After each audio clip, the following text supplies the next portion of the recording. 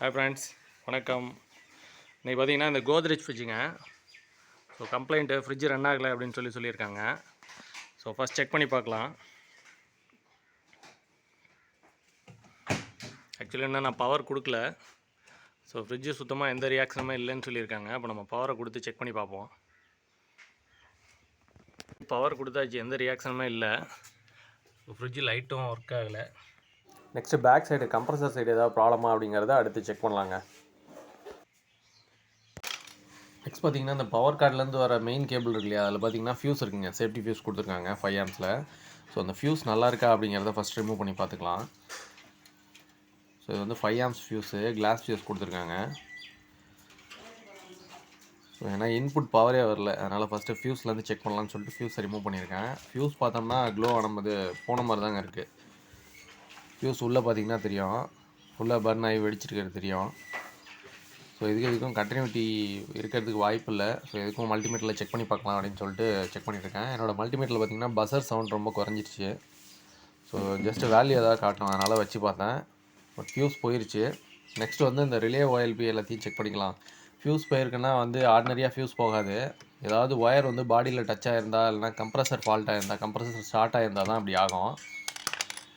So அதனால் வந்து நம்ம ஃபஸ்ட்டு OLP ரிலே எல்லாத்தையும் ரிமூவ் பண்ணி செக் பண்ணி பார்க்கலான்னு பார்த்தேன். ரிலே OLP வந்து புதுசாக தான் மாற்றிருக்காங்க.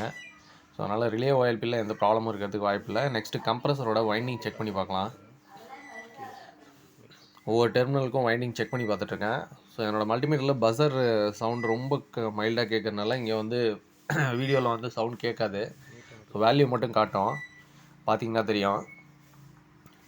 வேல்யூ கரெக்டாக காட்டுற மாதிரி தான் இருக்குது ஒவ்வொரு டெர்மினலுக்கும். ஸோ நெக்ஸ்ட்டு இது வந்து ரன்னிங் டெர்மினலுங்க. ஸோ இதோட ஓம்ஸ் வேல்யூ பார்த்திங்கன்னா ரொம்ப கம்மியாக இருக்குது, 4 ஓம்ஸ் தான் இருக்குது. ஸோ அடுத்து இன்னொரு வைண்டிங்கும் செக் பண்ணிக்கலாம். இது வந்து ஸ்டார்டிங்கு. ஸோ ஆக்சுவலி பார்த்திங்கன்னா வைண்டிங்லாம் நல்லா தான் இருக்குது, எந்த ப்ராப்ளமும் இல்லை. மேபி வேறு ஏதாவது இஷ்யூ கூட இருக்கலாம், ஒயர் ஏதாவது எலி கடிச்சு பாடியில் ஷார்ட் ஆகிட்டு இருந்திருக்கலாம். அப்படி இருந்தால் கூட இந்த மாதிரி ஃபியூஸ் வந்து க்ளோ ஆகும், ஃபியூஸ் போயிடும். ஸோ நெக்ஸ்ட்டு கம்ப்ரஸருக்கும் பாடிக்கும் செக் பண்ணி பார்க்கலான்னு சொல்லிட்டு செக் பண்ணி பார்த்தேன்.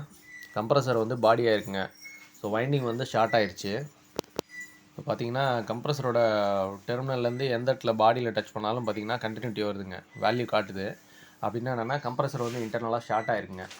ஸோ கம்ப்ரஸர் பாடிக்கும் டெர்மினலுக்கும் பார்த்திங்கன்னா ஷார்ட் சர்க்யூட் ஆகிருக்கு, அதனால தான் ஃபியூஸ் போயிருக்கு. ஸோ இனிமேல் இதை ஒன்றும் பண்ண முடியாது, கம்ப்ரஸர் சேஞ்ச் பண்ணி தான் ஆகணும். இந்த ரிலே அண்ட் OLP பார்த்திங்கன்னா ஒரு 10 டேஸ் முன்னாடி தான் சேஞ்ச் பண்ணதாக சொன்னாங்க. சேஞ்ச் பண்ணி ஓடிட்டு இருந்திருக்கு, 1 or 2 டேஸ் ஓடி இருக்க மாட்டேங்குது. அடுத்து வந்து எர்த்தாகிட்டு இருந்தது. அதுக்கப்புறம் பார்த்திங்கன்னா சுத்தமாக ஒன்றுமே ரன் ஆகலை, ஒர்க்கிங்கில் இல்லை அப்படின்னாங்க. ஸோ ஏதோ ப்ராப்ளத்தினால வந்து ஷார்ட் ஆகிருக்கு. ஷார்ட் ஆனதுனால சேஃப்டி ஃபியூஸ் வந்து போயிடுச்சு. ஸோ அதனால் ஃப்ரிட்ஜு வந்து சுத்தமாக ஒர்க் ஆகலைங்க. இப்போ இதுக்கு அடுத்த சொல்யூஷன் பார்த்திங்கன்னா கம்ப்ரஸர் தான் சேஞ்ச் பண்ணி ஆகணும். ஸோ அதனால் கஸ்டமர்கிட்ட சொல்லிட்டு நான் வந்து பழையபடியே இருந்த மாதிரியே மாட்டி விட்டு கிளம்பிட்டேன். ஃப்ரெண்ட்ஸ், இந்த வீடியோ உங்களுக்கு பிடிச்சிருந்ததுன்னா லைக் பண்ணுங்கள், ஷேர் பண்ணுங்கள். இது வரைக்கும் நம்ம சேனலை சப்ஸ்கிரைப் பண்ணாமல் நம்ம வீடியோஸ்லாம் பார்த்துருந்தீங்கன்னா மறக்காமல் சப்ஸ்கிரைப் பண்ணிட்டு கூடவே இருக்க பெல் ஐக்கானை ப்ரெஸ் பண்ணுங்கள். ஸோ அப்போ தான் நான் போடுற வீடியோஸ் வந்து உங்களுக்கு ஒன்று நோட்டிஃபிகேஷனாக வரும். அதே போல் இந்த ஏசி, ரெஃப்ரிஜிரேட்டர் இதுக்கு தனியாக ப்ளேலிஸ்ட் இருக்குது.